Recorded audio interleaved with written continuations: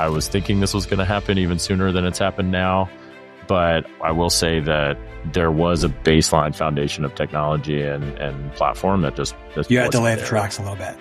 Yeah, there's the fundamentals of marketing still remain true. Like you still got to do that stuff. That's right. Even though the funnels have all collapsed and we're going to die, like you still got to build your brand a little bit. And now I'm seeing dozens of software products and things trying to help D2C companies with that exact pursuit. How do you find new audiences? How do you establish a new path of DR? How do you not find yourself sort of addicted to one channel that sort of wakes up the viewer in a certain way? Like, oh, I can just press OK right now on this thing. And I do it when I want to, right? It's on my own time frame when I want to make a move. This week on Next in Media, I spoke to Peter Hamilton, head of ad innovation at Roku. I asked Peter about all this recent noise surrounding the seemingly slow adoption of TV advertising by smaller brands, whether analysts like Brian Weezer are wrong in their assessment that CTV is growing more slowly than anticipated. Peter and I also talked about Roku's big deal with Amazon and how we think shoppable TV ads will become normalized over time. While I have you, I wanted to thank Sabio for becoming my latest sponsor. Lots to get into, so let's get started. Hi, everybody. Welcome to Next in Media. I'm Mike Shields, and I'm here with Peter Hamilton. He is the head of ad innovation at Roku. Hey, Peter. Thanks for being here. Hey, sorry for the mouthful. Thanks so much for having me. Excited to chat. You are one of the rare returnees. This is your second time on the show, which is I would credit that to your beautiful podcast voice. But there it is. Yeah. There's also just lots to talk about. And so I'm glad we're doing this. A bunch of different directions I would love to go here, but I think sort of the bigger stories in TV, or the one that we want to be a big story, is this idea that all these new advertisers are going to come to television soon, if not already. Where so many companies are touting their self-serve product or their product built for these broader base of advertisers, yet some of the numbers aren't showing it yet. Why is that, do you think? Well, for Roku, it is growing very, very fast. So you're seeing it. A new advertiser category emerging. And, we've got lots of different parts of our, revenue, that make up our total platform revenue. And this area is the fastest growing. And so we're very focused on it and very excited about it. I think the misnomer for a lot of these platforms is that they think there's just going to be this onslaught of SMBs that is going to sort of make up, some really fast, revenue opportunity. And the reality is that onboarding SMBs is challenging. You need to onboard thousands, if not tens of thousands or hundreds of thousands for that revenue to make the distinction. I think I know what you mean, but because people use these terms interchangeably, like in terms of who the new advertiser is going to be, it's going to be either these like DTC brands that rose on Instagram, it's going to be small businesses that have been on Facebook, or something else. What are people expecting, and what's reality? Maybe the simplest way I would define two major groups would be to call them digital performance marketers. Yeah. And mom and pop shops. Okay. Right. That mom and pop shops, they advertise in the newspaper. They advertise with local radio. They advertise now in social and in search for sure. But they don't have a sophisticated marketing team. They don't have a very large marketing budget. Right.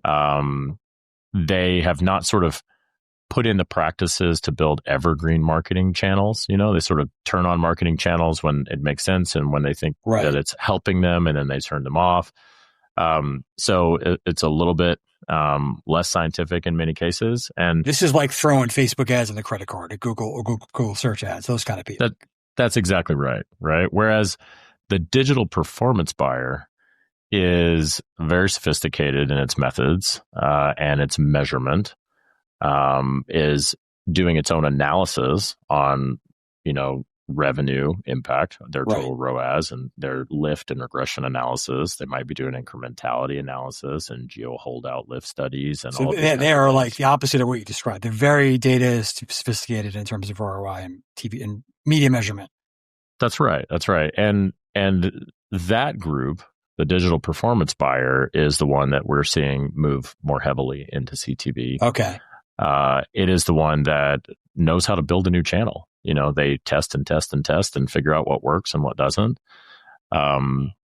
It wasn't until very recently, like with Roku Ads Manager, where you can set up a campaign with no minimum commitment, so they can create as many campaigns as they want and test them and turn them on and turn them off and do whatever they want to do to figure out what creative was working best, what kinds of targeting is working best, how it is that they're using our algorithms to perform the best. All of those things are, pretty recent in terms of their availability in CTV. And there is sort of a minimum bar that they expect from an ad platform to be able to get the data in and data out that they need. Maybe it's not going to be Instagram, but it's got to have some level of optimization and targeting and stuff, or it's not going to work for them. Yeah. And so we're building for that group, right? Okay. At the same time, we're bringing on SMBs by the thousands. It just takes thousands of SMBs to make enough revenue, right? Because each of them is going to have a small average revenue per account, to have a meaningful impact on your overall. And so a lot of these platforms have sort of focused on this SMB target, and they might be even bringing on, hundreds or thousands of these advertisers, but it's not having a huge impact to their bottom line, because the sheer ability to do a go-to-market that brings on, say, 100,000 human souls to spend money on your platform is difficult to do. And it will happen over 10 years. Those people will come on and it will amass, and it will be a very meaningful portion of revenue. But in the short run, we know that there's very available dollars coming from digital performance. They have sort of saturated in many cases on search and social. Right. They're looking for another search is channel. Changing, by the way. Search, we're also having some issues with search, right? Yeah. And they, they look for, like, how am I going to create something evergreen that I can, really count on over time? But they've sort of like sucked up all of those DR audiences that live on search and social. And so now they need to sort of broaden to more audiences. They need to do a little bit more consumer education.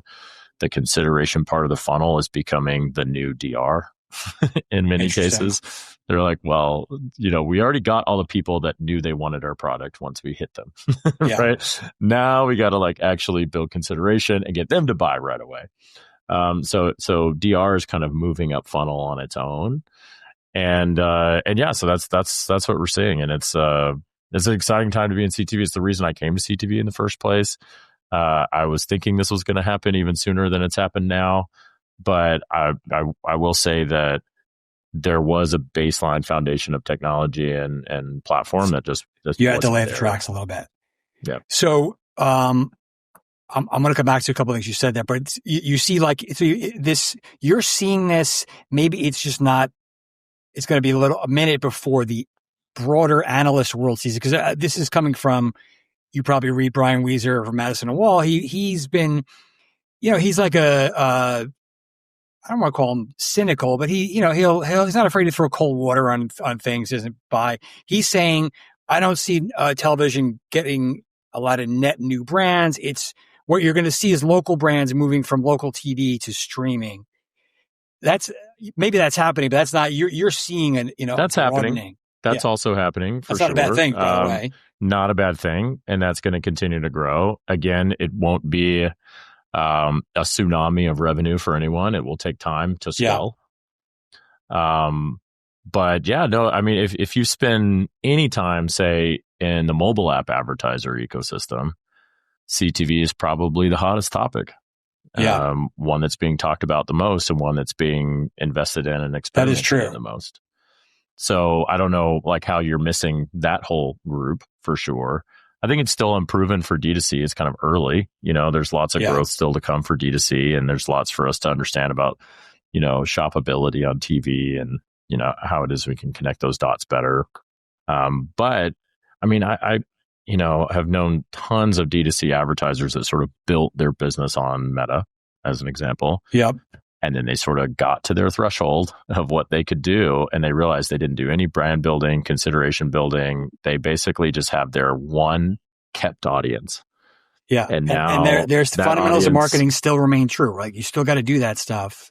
That's right. Even though the funnels have all collapsed and we're going to die, like that, you still got to build a brand a little bit. And now I'm seeing dozens of software products and things trying to help D2C companies with that exact pursuit. How do you find new audiences? How do you establish a new path of DR? How do you not find yourself sort of addicted to one channel with one audience, for one kind of outcome? Because over time, it will start to get more expensive and it will start to saturate.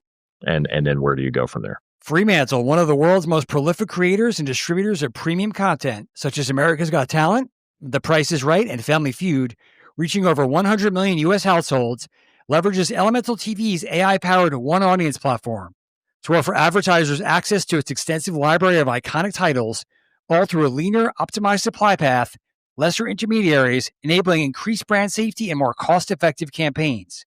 Discover how at elementaltv.com/oneaudience. That's elementaltv.com/ONEAUDIENCE. One of the things you mentioned, like it's with all these platforms, it's going to take time because you've got to rack up a lot of small numbers to make big numbers. One thing that I think is interesting, you mentioned the SMBs you talked about. It's easy for them. They all know Google and Facebook, right? Because they use them personally. While TV is like fragmented, I guess, is about. But how do you get without? I guess you're a consumer brand, which is an advantage. But how do you can turn this on and open your doors up? But how does everybody get these folks? You gotta let them know you're out there, right?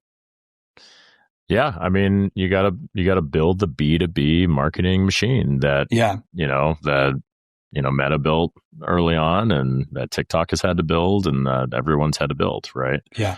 And so we're fast at building that B2B marketing muscle, and that means from advertising channels and sponsorships and content and all of the supporting case studies and materials and press that you're gonna that are gonna come together here. But then it's marketing automation, and it's follow up, and it's onboarding, and if you go and sign up for Roku Ads Manager now, you just ads.roku.com, and you put in an email address basically, and we get you in the door, and then we might need to use our software to help you keep moving down the funnel that you spend your first dollar. And that's it's not as easy as it looks. Do you have any good examples of some brands that have come on in a more unexpected way, or just a bigger way, and the kinds of things they're doing? Man, I wish I had some like fresh case study I could share with you. We've got some that are coming soon that I'm very, very excited about. And most of this is in the mobile category. What about Fatty 15? Who are those guys? Fatty 15 is a great D2C example, right? Okay. So, in the health supplement space, and, we've got lots of great D2C examples with our Shopify integration, where you just you connect your Shopify merchant account with Roku Ads Manager. It pumps, all of your conversions right in, so we can optimize toward purchases specifically. And then you can also actually purchase on TV, which is pretty wild. But yeah, with someone like that, we saw very quickly results. They started to see ROAS at 120%. We saw a really high intent in the cart. So, out of 4 cart ads that would happen, one of those would end in a purchase, which is a high intent cart. But then on top of that, they're getting that sort of mid and upper funnel activity that we were talking about, they're getting sort of cost per page view at like 40 cents, on the dollar. They're getting a cost per unique household reach at like 3 cents, right? Right. So, that's incredible reach, even for social. Yeah. So we've seen really great, collaboration and results with our performance algorithms for those kinds of advertisers. And all they're doing is they just, they say this, I want to drive toward conversion or page view or whatever it is. And they're letting our algorithm go and find what's the right impression to the right user, to serve to, so that we're going to optimize toward that conversion, just like you would expect, with social. Are there any, key, it's pretty early. Are there any key takeaways? Is there anything holding things up other than, do you just need more inventory, more liquidity? Like what are some interesting takeaways so far? Well, right now we've got a lot of inventory. Roku, is in half of American households. We have our owned and operated inventory. We've got our inventory shares with all of our app partners that are on the platform. And so we really do have some of the best inventory available. So really it's more about just getting folks in the door and testing. Right. Once they test, we're able to see what's the benchmark we're working from, and let's build performance from there. And that's worked very, very well for us so far. I want to step away from this small advertiser conversation a little bit, but maybe this is sort of in the same neighborhood. But you've had a lot of news lately in the last couple of months. I think the one that was around Cannes, which really kind of opened a lot of people's eyes, was you made a deal with Amazon, which I think people sort of wondered, whoa, aren't they enemies? Isn't TV trying to go the walled garden route? And isn't this working with another walled garden? How should people think about that deal? What does it mean? Sure. Well, Roku is a TV company. We're not a commerce company, and we're not going to be a commerce company. So Amazon has sort of a different approach to their advertising platform, and it is very commerce first. And we think there's a lot of opportunity of demand that's very specific to Amazon. We also have made it clear that we're not trying to be a buy anywhere DSP. Right. So as it relates to, how we operate with holding companies and all of our, Fortune 500 clients, we want to meet them where they are. We want to make it easy for them to buy Roku wherever that makes sense. And Amazon going into this DSP, path means that they're another that we're going to partner with. And it just so happens, of course, they've got phenomenal conversion data and interesting data about, Amazon users. And for them to be able to use that data when they buy on Roku, is sort of their advantage. That's why they have a DSP, and that's why they're trying to grow it. So yeah, we're just being helpful in that path. It's not like we're sharing a bunch of information about how viewers are using their Roku devices back with Amazon, right? It's about how Amazon connects their data to our users so that they can make sure that they buy the right impression for the right user at the right time. So I think people wonder, well, don't you have you have your own ad tech, your own identity graph? That's your competitor, but this is a different demand source, different kind of identifier that is complementary. That's how we see it. And we have lots of sort of competitive and complementary types of demand sources on Roku. Yeah. That is this industry in a lot of ways. Yeah, exactly. So we want to remain open, and we want to have a partner first approach in general. And we think that that's, a rising tide that lifts all boats eventually. And we want to, be helpful for advertisers that prefer the Amazon DSP. Like I mentioned, you've had a lot of news, couple of interesting other announcements. I'm going out of order here, but you, in the past, 6 months or so, you've purchased a streaming service that was a little maybe under the radar, and you've also launched an ad-free one. Tell me about those two things. Sure. Well, the first one you mentioned is called Friendly, and very exciting streaming service. We're seeing more and more, viewers looking for packaged up bundles of linear channels. And so, they're trying to consolidate and lessen their total entertainment budget. And Friendly is a great example of that. We think, they make a great addition to, so our family of products and our family of content on Roku. So what does that influx of ad inventory allow you to do? So Friendly is still, primarily a subscription service. So let's less focus on ad inventory, and, Roku is continuing to grow its total subscription revenue. And that would be with both, properties that we participate in directly or that we own, as well as through all of our subscription oriented partners.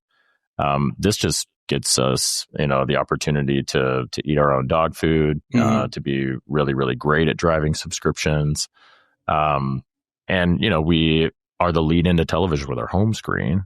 And so, we can experiment with showing this in front of the right users and see how they respond, and then think about how this also can be valuable to our other partners.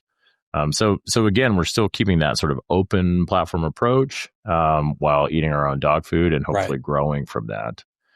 And then the other service that you mentioned, is Howdy, which we launched our own, low cost ad-free streaming experience. And that comes at $2.99 a month.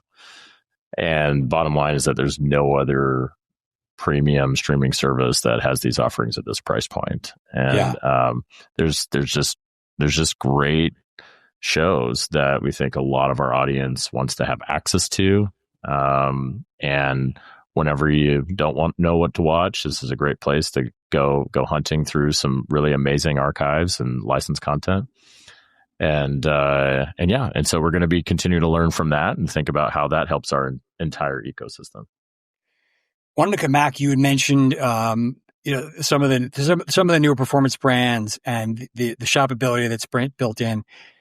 Super early still in that state. You do see a lot more on my screen. I will say that you're seeing a lot more prompts to either add to cart, get more information, all that stuff. What can you tell us about, the convergence of shoppable ads and CTV, where things are headed? What's the latest?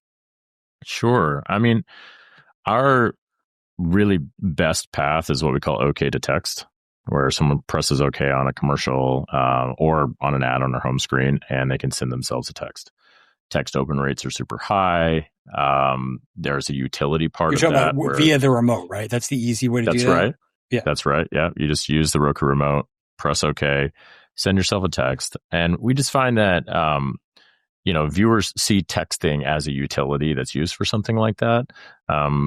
Just like when you're texting with your hotel concierge, right? Or your meal reservations, right? This is just a little bit more normalized way to interact with another surface. And so it's worked very, very well. We're going to continue to make lots of innovations in that category. So excited about more that we'll provide there. But, extending those into more and more places, extending that into fast live content is important. That's where a lot of tonnage is happening, and we want to be able to, capitalize on actions that can come from those places. But yeah, response rates on these things are great. We see benchmarking at 0.8% to 1%. It's pretty great for a real, a new behavior, right? I mean, that's exactly right. Yeah. And we think consumers are only going to get more and more used to it. And they'll continue to vote and tell us what else they want from it. But excitingly, we've actually put this OK to text behavior into our self-serve platform. This used to be something you had to set up, right? So like this a was quarter in advance, and managed service. The big brands were negotiating ahead of time kind of thing. Negotiate ahead of time.